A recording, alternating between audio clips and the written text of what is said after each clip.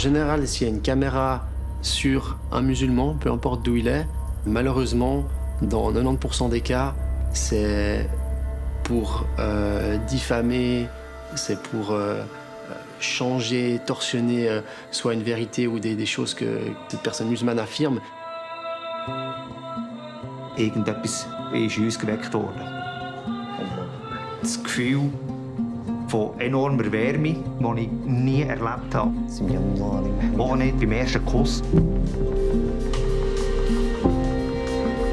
Bonjour, je suis David Vogel, j'ai réalisé Shalom Allah et vous êtes sur clap.ch. Quel a été l'élément déclencheur qui vous a dit ça y est, je vais me mettre à faire ce film-là et pas un autre? Depuis des années, j'ai regardé le thème des convertis. Ça me frappait beaucoup de fois déjà parce que depuis que j'étais petit, j'ai vu dans la synagogue juive, j'ai rencontré des convertis, mais j'ai jamais dit je vais faire un film sur les convertis. Et après 2010, j'ai regardé dans la télévision suisse alémanique, il y a une émission qui s'appelle Arena.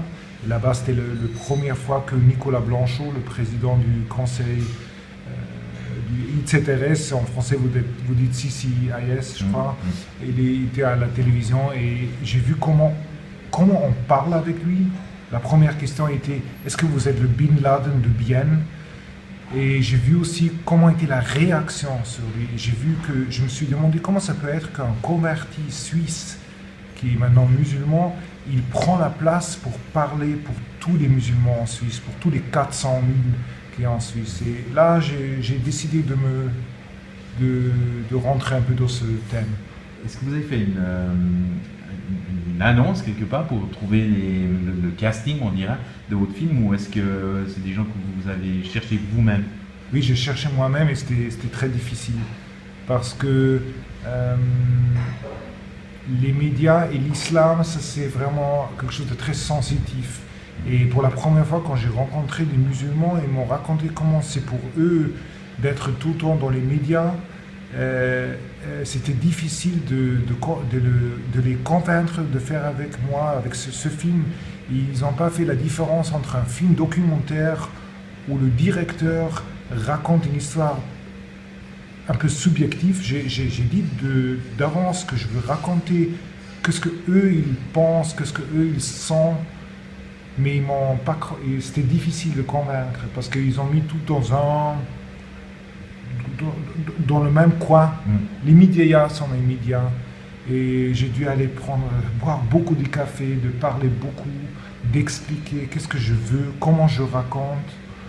Et doucement, j'ai gagné les protagonistes. Mais je dois dire, quand j'ai filmé, j'avais pas les trois histoires ensemble. D'abord, j'ai rencontré Aïcha, et après un an, j'ai rencontré Johan et la famille Normanto. Justement, alors sur combien de temps s'est étalé le tournage de votre film? Enfin, le tournage, c'était 2 ans, à peu près, mais tout le projet, ça a pris 7 ans.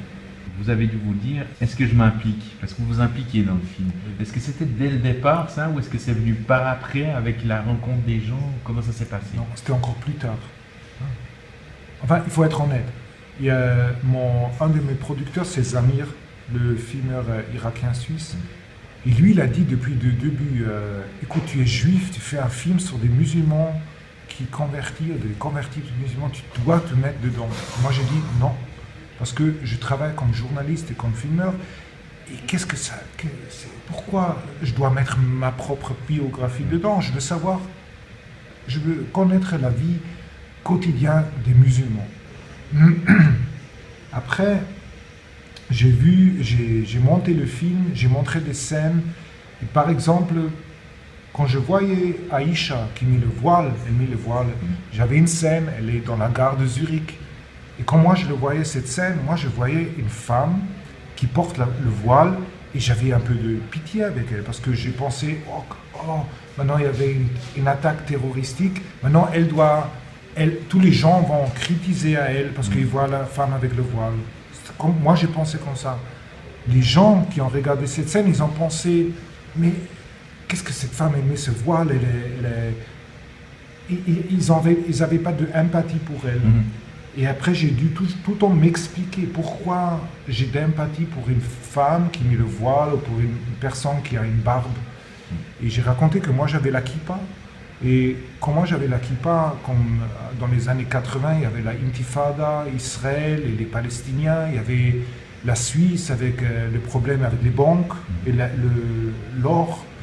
Et pour moi, être dans les rues avec une kippa, c'était difficile parce que je sentais les gens qui me regardaient, parfois j'avais des frappes, j'ai dû discuter, j'ai dû parfois expliquer qu'est-ce qu'Israël fait sans que moi je suis responsable pour Israël. Et j'avais toujours la solidarité avec les musulmans parce qu'eux, ils doivent s'expliquer pour des choses qui ne sont pas responsables.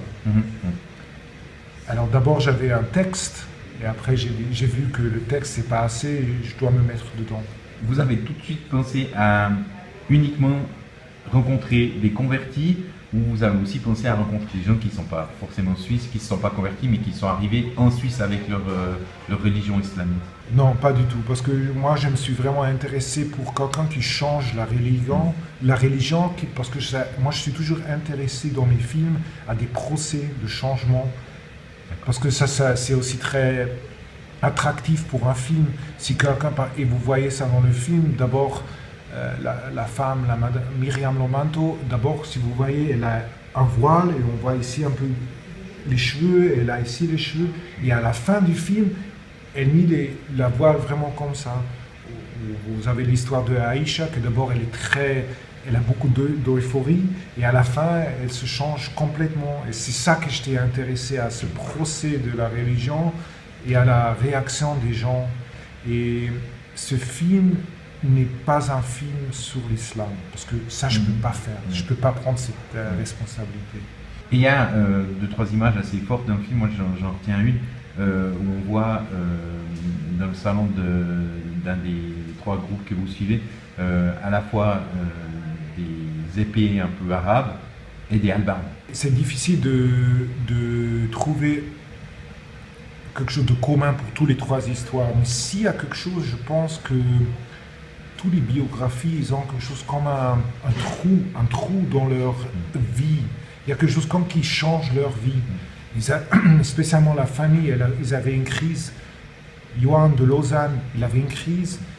Et Aïcha, elle n'avait pas même une crise, mais il y avait la Suisse qui avait une crise avec cette initiative populaire avec les minarets. Et je pense que tout le monde a cherché une solution. Pour trouver un mot de vie, pour avoir un peu des solutions pour leur vie quotidienne. C'est ça un tout petit peu. C'est très spécial si quelqu'un est converti à l'islam, bien sûr, et la majorité fait ça à cause d'un mariage. Ça, on voit ça dans les nombres, mais je crois que c'est un peu un hasard que ces gens ont trouvé l'islam. Je crois qu'ils ont cherché plutôt des solutions pour la vie quotidienne. Et notre vie, si vous êtes... Moi, je suis plus religieux. Et pour moi, la vie quotidienne est parfois un peu compliquée. Dans la politique, maintenant, le virus, tout est devenu très vite. Les informations, tout est devenu très vite. Et parfois, à moi, ça me manque le Shabbat chez les Juifs, où on peut dire, samedi, 24 heures, il n'y a pas d'iPhone, il n'y a pas de télévision, il n'y a pas d'Internet. Ça me manque, mais je ne peux le plus vivre. Et je crois que l'islam a donné à ces gens comme un mot de vie. 5 fois par jour, ils ont la possibilité, ils font leurs prières, ils expirent, et je crois que c'est ça qu'ils ont besoin, un peu de se tenir quelque part. Le film s'ouvre avec Johan de Lausanne, et en tant que spectateur, on se dit « Oula, ça va pas être facile, il a l'air très secret, très renfermé sur lui-même. » Et ça donne un aspect presque de suspense au film. Est-ce que vous aviez l'intention de ça au départ aussi? Non, pas du tout. Mais c'était la première journée où j'ai tourné avec Johan. J'ai vu comment il s'est entraîné dans la neige avec ses habits militaires. Et j'ai senti que je me suis demandé qu'est-ce qui se passe maintenant avec moi. Est-ce que c'est maintenant vraiment un cliché que moi je pense, ou peut-être il va aller à Syrie, il fait la Thai box. C'était la même chose chez nous en Suisse alémanique. Il y a une scène islamistique à Winterthur et ils sont tous dans une scène Thai box. Et moi, tout de suite, j'ai fait cette relation. Et bien sûr, c'était spécial. J'ai exprès fait ce montage parce que je veux que les gens ils se demandent, qu'ils se demandent est-ce que c'est maintenant moi qui a un cliché ou est-ce que c'est maintenant l'information qui dit attention, c'est quelqu'un de dangereux. Parce qu'à la fin, Johan, il a des habits militaires, il fait du sport, il fait rien du tout. Et c'est nous qui font... Nous, on fait cette faute qu'on pense à Syrie. C'est pas lui. Lui, il fait rien d'illégal. Et je pense que ça montre cette pression que les musulmans en Suisse, mais tout en Europe, ils doivent vivre avec cette pression. Ça, vous sentiez déjà avant le tournage ou vous l'avez découvert plus fortement pendant le tournage, en justement côtoyant ces personnes? Cette question des médias et le rôle des médias, c'était la question. Et j'ai dû m'expliquer tout le temps, partout. Parfois, je suis allé avec mes personnages à un endroit pour faire un tournage dans une mosquée ou quelque part dans une autre ville. Il y avait tout le temps le risque qu'on n'avait pas le droit de tourner. Parce qu'il y avait tout le temps des gens qui ont dit non. Ils ne veulent pas. Et j'ai dû tout le temps m'expliquer aussi.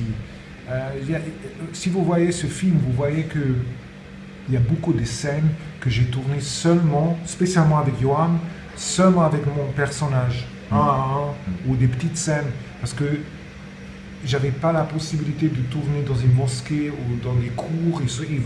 Parfois, tous mes personnages sont allés, ils ont essayé de lire l'arabe, mais dans le film, ils le font seulement à la maison, parce que j'avais pas la possibilité. Tout le monde a peur. Est-ce que vous êtes découragé ou vous vous êtes dit j'abandonne parce que c'est trop compliqué? Oui, bien sûr. Mais mon producteur m'a dit... je crois que j'ai terminé la première version du film après un an. Et je suis retourné celui qui m'a aidé à finir le film. Il vit à Berlin. J'étais dans l'avion et j'avais l'impression, voilà, le film est fini. Et j'avais seulement des réactions négatives. Et j'ai dû réaliser que je dois encore aller vraiment dedans. Et ça doit faire mal aussi à moi. Et mon producteur m'a dit, tout le monde a ses crises. Tous ces directeurs ont des crises. Et seulement avec ces crises, on fait un film pour le cinéma. C'est pas un film pour la télévision. Et je crois que quand il m'a dit ça, c'est quelque chose on dit ça très vite. Hein. Tu as besoin de cette crise. Mais à la fin, c'est comme toujours, il avait raison. Et je pense que ça fait... Ouais, j'ai appris beaucoup avec des questions de dramaturgie, aussi la question combien un directeur doit donner de soi-même aujourd'hui dans ce temps où avec social media, il y a si beaucoup des informations et parfois il faut être ici, il faut dire oui, c'est ça que je pense, c'est ça que je sens. Et le film documentaire a aussi beaucoup de pression parce que mon film est très lentement. Et il raconte une histoire très petite. Et les questions que je demande, ce sont des questions... Je ne fais pas la grande question, c'est quoi l'islam? Je demande seulement pourquoi il convertit. Mais là, si vous sortez de ce film, vous savez pourquoi il convertit. Vous avez présenté votre film à des publics, j'imagine. Vous avez dû faire ce qu'on appelle les questions-réponses en fin de projection. Est-ce qu'il y a des questions qui reviennent régulièrement de la part du public? Il y a deux choses. Il y a beaucoup de gens qui ont une biographie avec la religion, ils réagissent très fort. Spécialement à Locarno et à Soleure, avec des gens suisses, il réagit très fort parce que tout le monde a une fois peut-être changé sa vie. Ça ne doit pas être une religion, peut-être que quelqu'un devient tout à coup végétarien ou végan. Il le fait d'abord avec beaucoup d'euphorie et après on trouve sa position. C'est ça que je dis. Et alors il y a beaucoup de gens qui viennent chez moi et racontent leur histoire, ça c'est la première chose. Et il y a beaucoup de gens qui réagissent, ça dépend un peu. Les hommes, ils réagissent avec Johan, qui est de Lausanne, qui est un personnage très fort. Et je suis très surpris et je suis très content que l'histoire de Aïcha, elle a beaucoup de distance à la fin à l'islam. Il y a beaucoup de gens qui la voient très positive et je suis très content qu'on voit quel procès elle a fait. Ouais. vous racontez dans le film que vous, jeune adulte, vous avez abandonné votre religion. Oui. Alors qu'adolescent, vous voyez même au Mossad, Oui. vraiment donc à fond dans le truc. Qu'est-ce qui a été exactement le fait que vous laissiez tomber cette religion, que vous la mettiez un peu de côté? D'abord, c'était plutôt des questions de la société. À Zurich, la communauté juive religieuse, ils sont très proches. C'est comme un village. Ils habitent tous dans le même quartier. C'est comme, je pense aussi comme on dit, à Paris, vous le connaissez. Et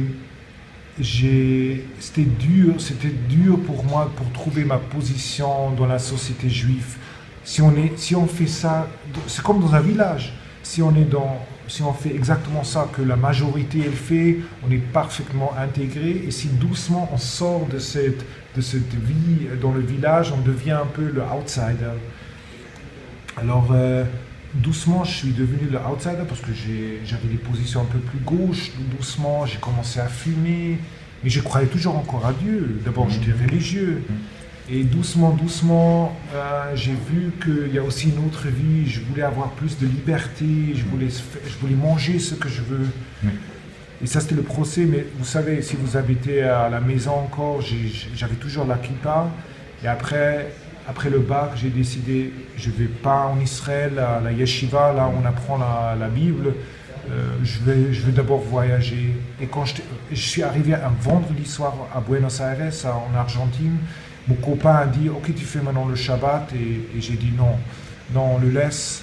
Et je savais tout de suite, ça y est, je le laisse, le judaïsme. Est-ce que vous avez des projets dont vous pouvez nous parler déjà? Non, j'ai pas, parce que faire un film, ça me prend vraiment beaucoup d'énergie. Et je trouve qu'être filmeur en Suisse, c'est difficile avec une famille. Et j'ai décidé maintenant de travailler. Et j'attends une idée où je sens maintenant je peux de nouveau mettre cette énergie dedans. Et je vais faire le prochain film. Et je dois être sûr que ça me touche, ce thème. David Vogel, merci beaucoup. Merci à vous. Plein Merci succès pour pour votre film. Merci. Merci. Ich glaube nicht an Gott. Ich bin nicht religiös. Das zum ersten Mal zu Hause laut auszusprechen, fühlte sich an wie Verrat. Das ist bis jetzt das Beste, was mir passiert ist, der Islam. Und dabei bleibe ich. Je pense que les gens vont pas au-delà de « Ah tiens, il a un t-shirt militaire et puis il fait du sport, ça doit être un djihadiste ». Was hast du im Sinn? Wie viel wird wieder runtergelernt? Könntest du nicht vorne gar nichts nehmen? Nein, heute nicht. Warum nicht?